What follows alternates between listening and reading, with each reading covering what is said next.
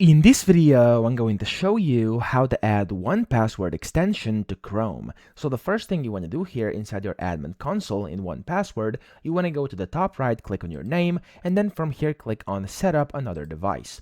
Now here you'll be able to see a bunch of different options, and the one you should look for is 1Password for Chrome. So just click on that, and it's going to open up the Chrome Web Store. And then from here you want to click on Add to Chrome, and then click on Add Extension again. And this is going to install the extension into your Chrome browser. So usually it's going to take a few seconds for this to actually work its magic.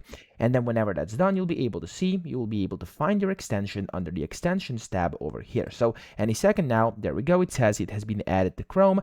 And as you can see here, it's going to automatically allow you to basically set it up. So you can click on Continue, and then you can add the account here. And of course, if you need a tutorial, you can use that as well. I'm going to skip it. And then here it's going to say pin the 1Password extension to your browser toolbar. You can do that if you want to by clicking up top over here, finding it, and then pinning it with this pin button. And then when you do that, it says Ready Set Internet. And then here you can open it by clicking on this button.